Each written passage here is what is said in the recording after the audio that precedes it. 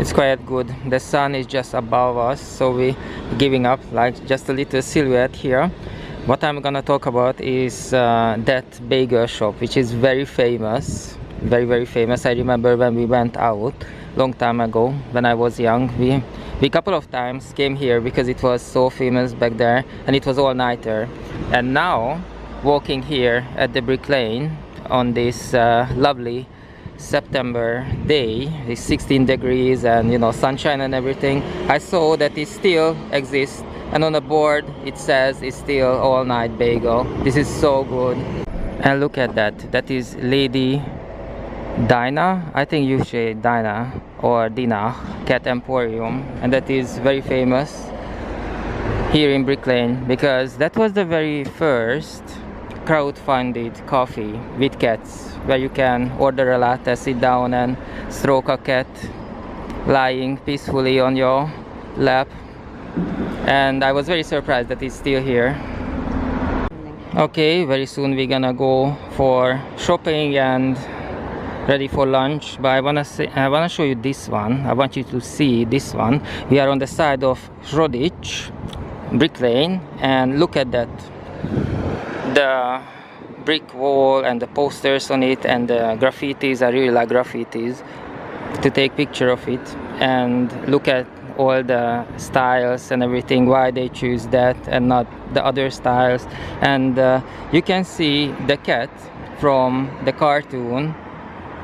It's a very old cartoon. I think the name of the cat is Sylvester, and usually have some argument with a bird, which is I think it's a canary, and there's an old lady in the cartoon as well. So look at that, this is 2025 and still it's so influential that someone choose the time to paint it on a wall, on a brick wall here in London. Imagine that you sit down, you have a pen and paper, and you draw basically an animal with couple of lines, and it's so influential that after decades still people choose to put it on a brick wall in London. This is so amazing. So we stopped here under this lovely tree. Look at that. It's like you're in a tent or something made of real alive tree, and it's about 18 degrees, and this is the second day of the tube strike. I took holiday so I don't have to deal with it. Some people, you know, commute to work 3-4 hours until they can get to the office. So yeah, tube strike, it means that the public transport is fairly limited because of the strike, because of the pay and everything. I needed to stop the recording for a second because people walking around here and they thought that they would disturb the thing, but actually I'm taking pictures and videos of the roof. So that is the top of the tree. But this is very nice. This is England, you know, when you make videos on the street, people are so nice and they stop and they don't walk by, and they ask that, oh, can they go? This is so nice, very polite. People are here.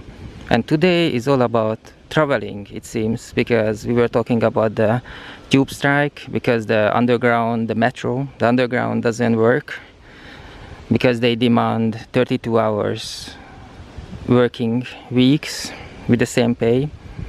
And I'm going to have some visitors over the winter period at the end of the year, and now we need to organize a visa for them, and it's gonna be a very new thing. Okay, so we went for an afternoon walk.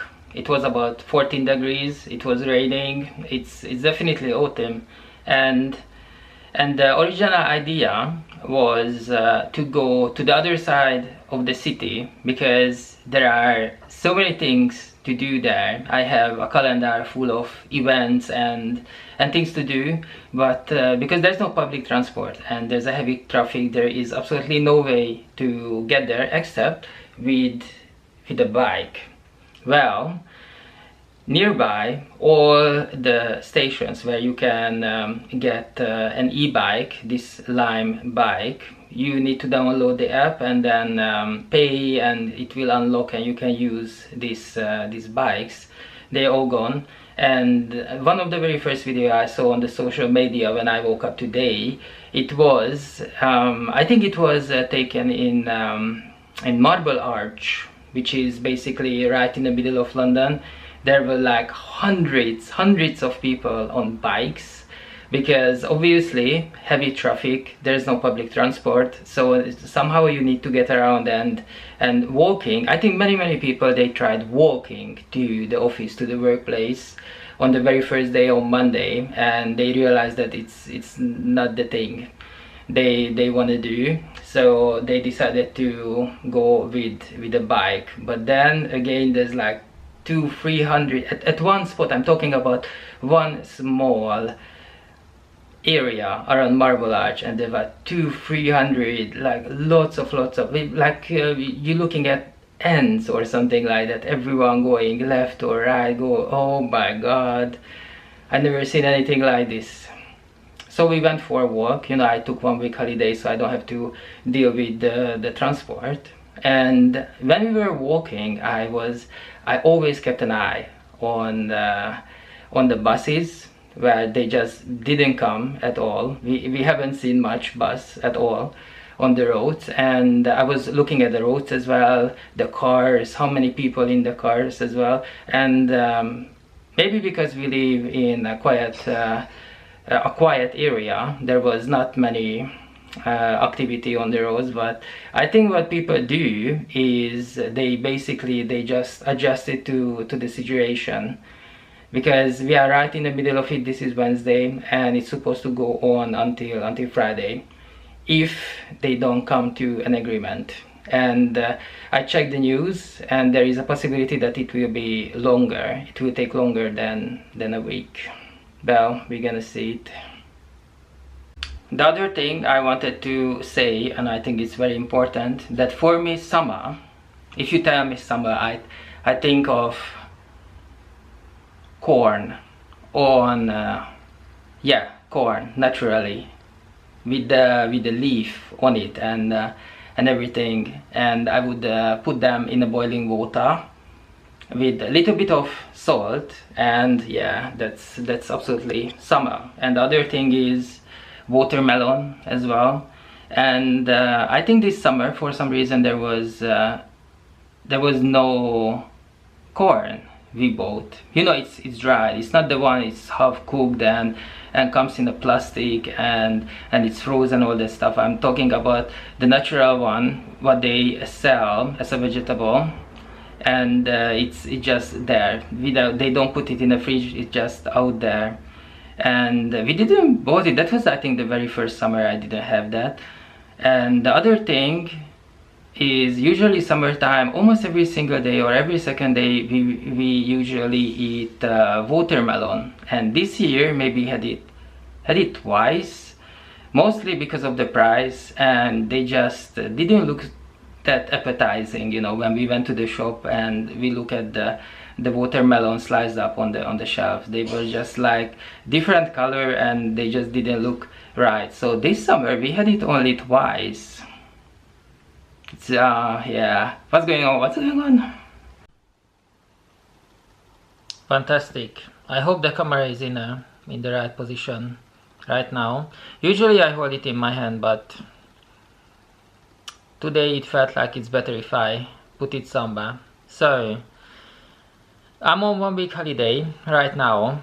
This 1 week is gonna be remembered for a very long time, because it is tube strike. And you know, in London there are millions of people commuting every single day, because it's cheaper. It's not the cheapest in the world. It's probably the most expensive public transport in the world, but it's still much more efficient than going to work by car. So many people using the public transport, and they decided to have a week-long tube strike because they demanding a 32 hours work week, which means not 5 days but rather 4 days working week. And oh my god, it is definitely double your time if you wanna go to A to B in London. So we decided to slow down. We still had some appointments, we still have some people to go and see, places to be, but we kept it at the minimum, at the absolute minimum. Today it felt like about 14 degrees, but still I didn't have to wear a jacket. This is autumn in London. I didn't have to wear a jacket. I was walking around in my short sleeve t-shirt and my vest, and it was okay. 14 degrees, it's absolutely fine because I kinda get used to this sort of weather. Actually, this is for me the best temperature, 14-15 degrees. If it's more than 16 degrees, oh my god, I have troubles already. But 14-15 degrees, this is perfect. I like autumn, this is fantastic. And because we slowed down, we have more time. I'm on holiday, yeah? So, but I didn't go anywhere. I'm staying at home. And I have time, you know, to drink my coffee for longer period of time, breakfast for longer and everything, and meeting friends for a longer time, and just take it easy because you cannot rush from one place to another because there's no public transport. So you either take it easy or, well, you're just gonna give yourself headache. Even if you wake up like very early in the morning and you decide to give yourself double time to get to your appointment or anywhere in the city, you're not gonna make it. So better not to go, or if you're able to do that, just reschedule it to next week. That is the best thing. So we were spending time with friends, and you know, if you meet friends in London, in the capital of UK, then it's always, your time is always limited to 20-30 minutes average. But right now, today, it was much longer time because we have nowhere to go, and you know, you just don't want to go on public transport at all. So, and it was raining all week. It's raining, so it's amazing. There's no public transport. You cannot use the tube, what in the US they call the metro. You cannot use it, and there's only one line running, the Elizabeth line, because it's a different line, and it's operated by a Japanese company. So it's different. They don't do strike. And now many people, they are walking or you know, taking these e-bikes. They rent a bike, but it's raining, so if you never ride a bike before in the city, on a busy road, and today you want to try it the first time and it's raining, then it's, you know, the game is on hard mode, man. So I met my friends and we were just relaxing, and it was a completely different kind of dynamic, different kind of conversation and stuff. You know, the average conversation usually 20-30 minutes, and now it was more than an hour, and it was so good. And it was raining, and still there is sunshine is stayed over from summer, so there was a massive rainbow appeared on the sky. So we were looking at it, I was taking pictures and everything. I never seen a rainbow like that, so thick, it's almost, you couldn't see through it. It was absolutely lovely, like out of an animation movie or something like that. It was so cool. Oh yeah, it was great. And there are so many things.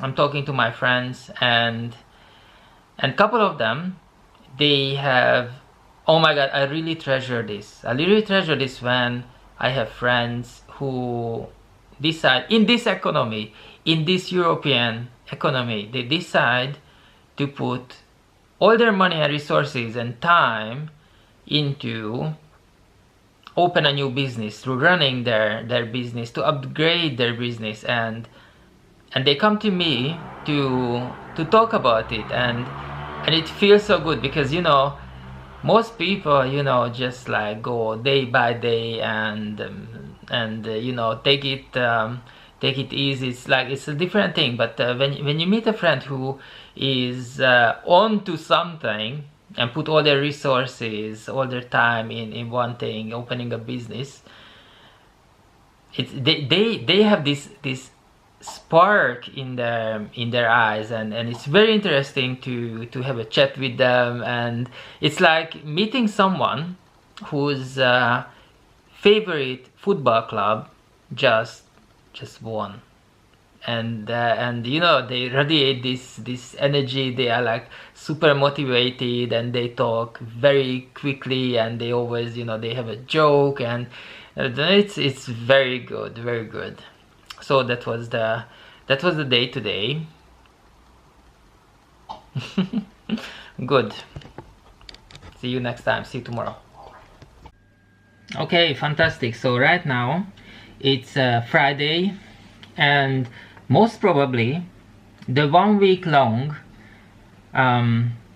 tube strike is over. Today when I woke up and I had my morning coffee, on TikTok, on For You page, almost all the videos were about the tube strike, about billions of people try to get to in the morning to work, in the afternoon going back home, which is obviously kind of mission impossible thing. And there were so many people everywhere. Obviously on the For You page, not every single TikTok video is from today, some of them from yesterday, some of them from before, but yeah, all week long, because of the tube strike, it was very difficult to get around, because there was no public transport except for the Elizabeth line.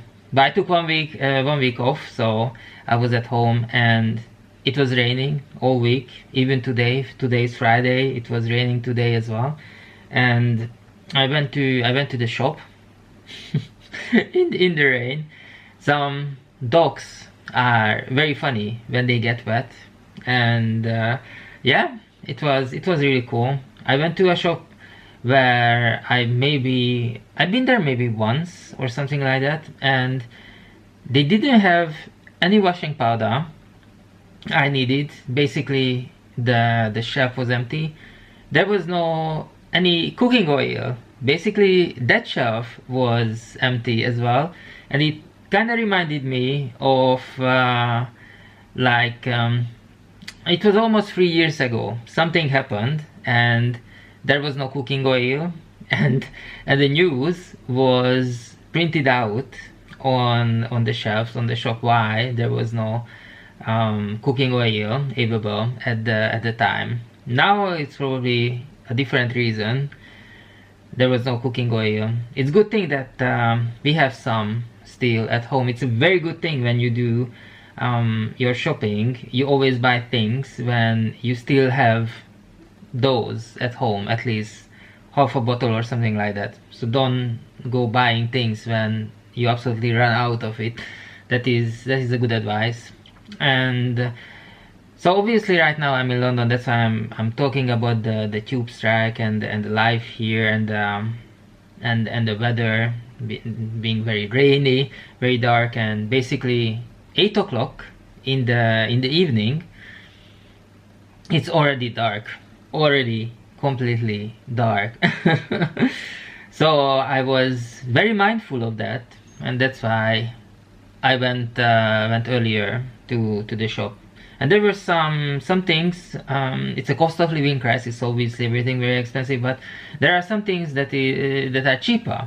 And because in London I used to have many many roommates, many flatmates, and one of them was a DJ, a musician, proper musician. he knew how to play instruments, and he was a DJ as well, with all sort of devices and all sort of technology, so he could make a party right then and then, because he had everything at home. He had basically a home studio he was carrying with himself.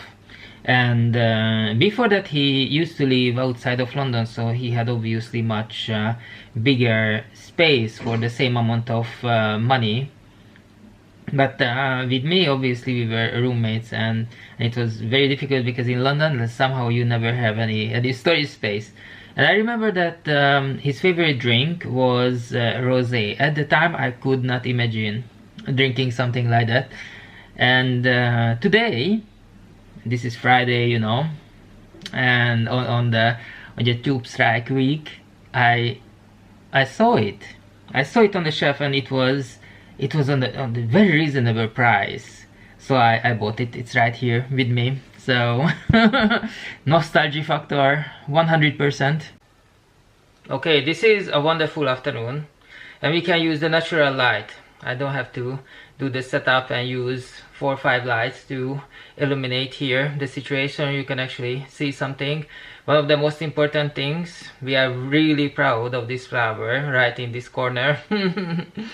So, and there will be so much more flowers to come to this room, and this is so important. And the other thing is very important, talking about the place called Disham. It's a restaurant, and right now I'm based in London, UK. This is where I work and study.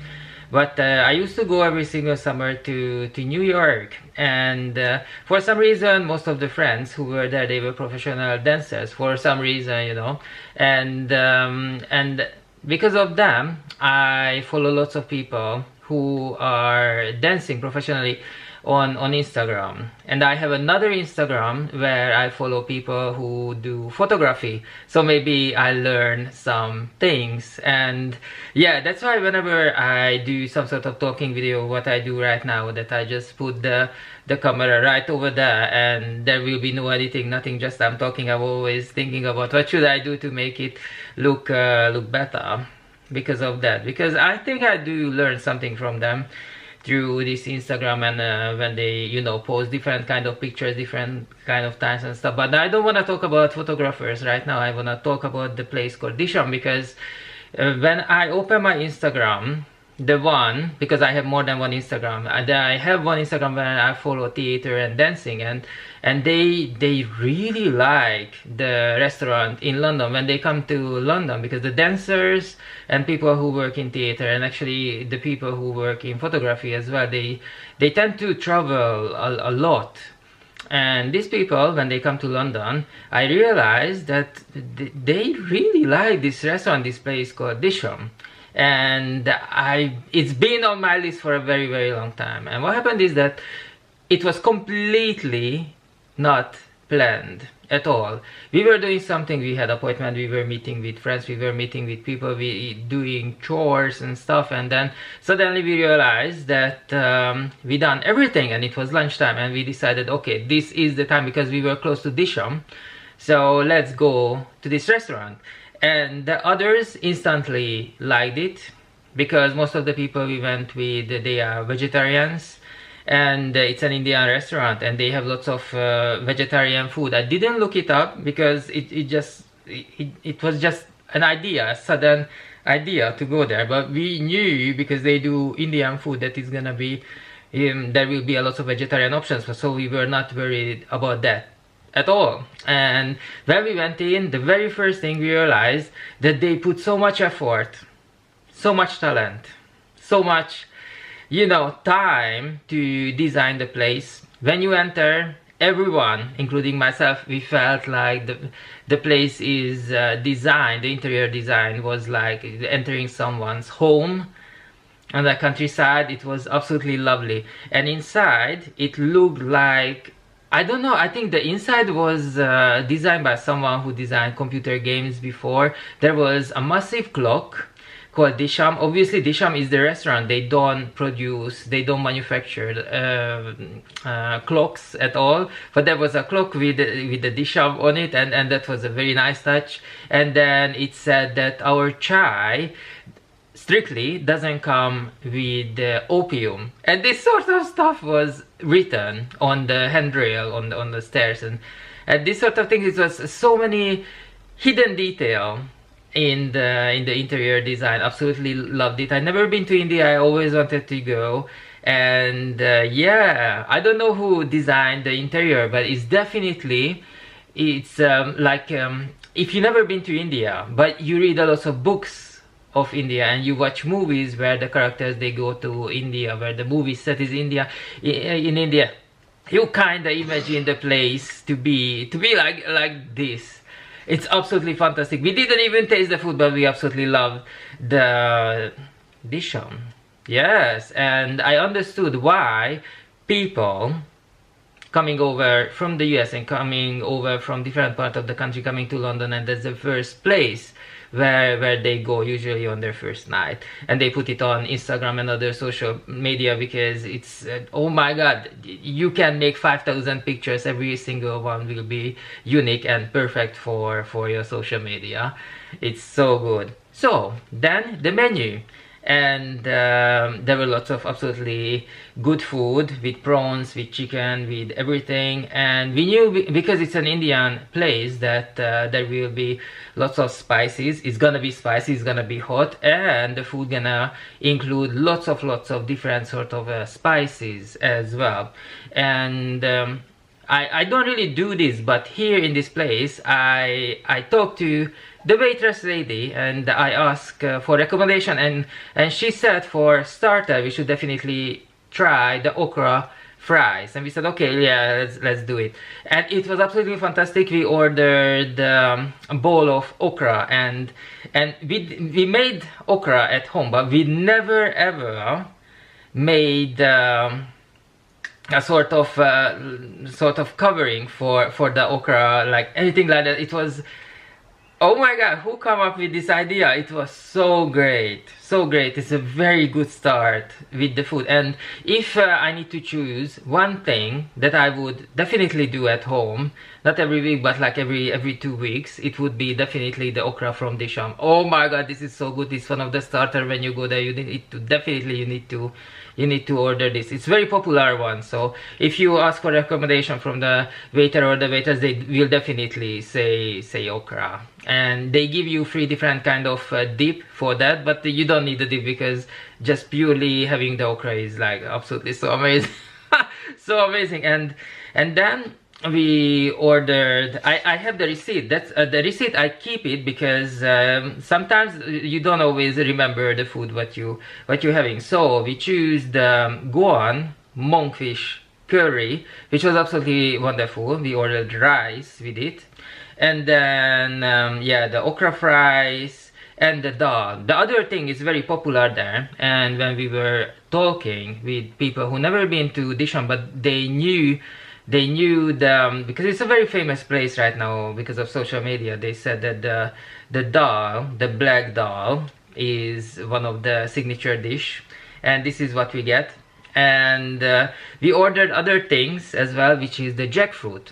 I long time ago, when I came to London, I worked in catering, I worked in restaurants, and I remember that every single month there was different trends, and when I left, the last big trend was jackfruits for the vegetarian dishes, and I saw it on the menu, and oh my god, we were so absolutely happy to see this. So we ordered the jackfruit and the monkfish and black dal, and yeah, it was a great, it was so, you need to remember this is an Indian food and it's very popular, and you will be like a little bit overwhelmed with all the taste because it is so rich in taste that I had a rosé with it, and I didn't feel the taste of the rosé, and everything, all the food, I still have the taste in my mouth. Oh my god, this is such a great thing, because most things that are going on social media and become so trendy and everyone making videos about it and all that stuff, usually it's not that good.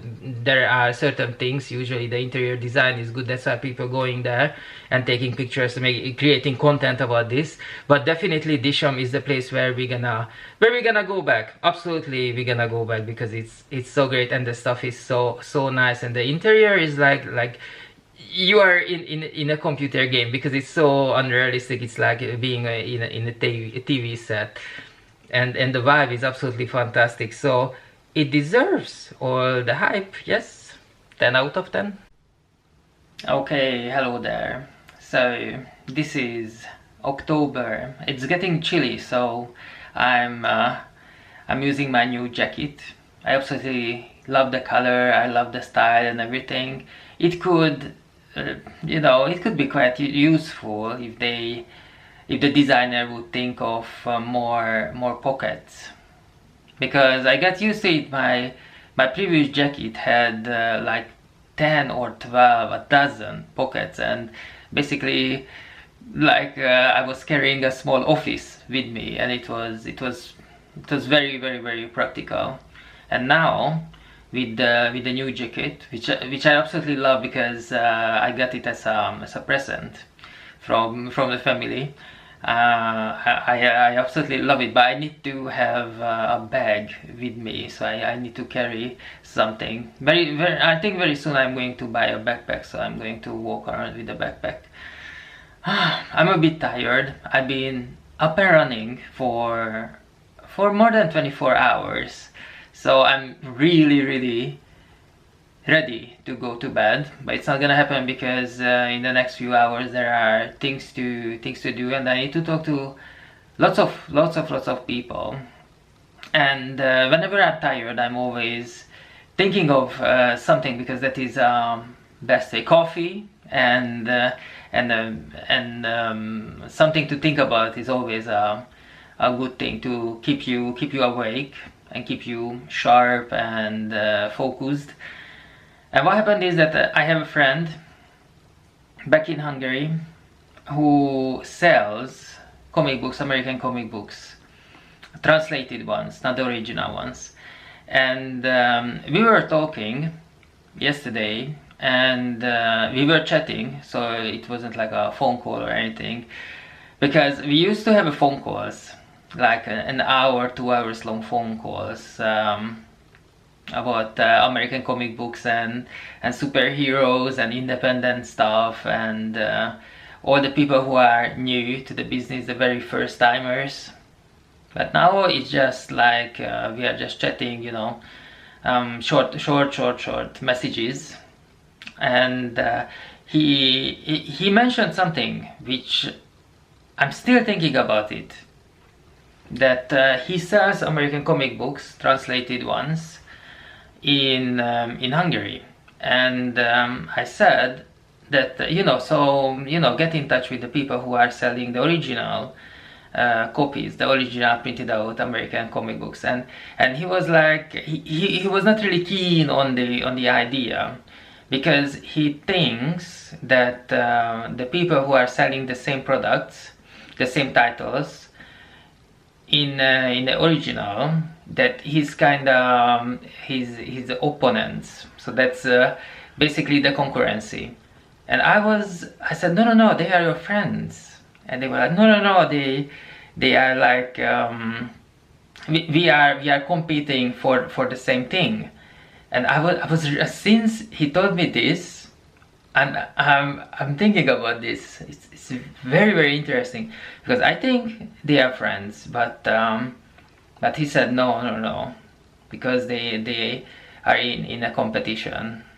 So it's like this thing is really keeps me awake, and coffee, of course. Okay, so this is Friday night. We're going out. It's gonna be amazing. You're probably familiar with stand-up comedians, where one person would walk on the street, get on the stage, and tell jokes in the chosen niche. If they young people, they will talk about the student life at the university and using public transport and all the problems that comes with that.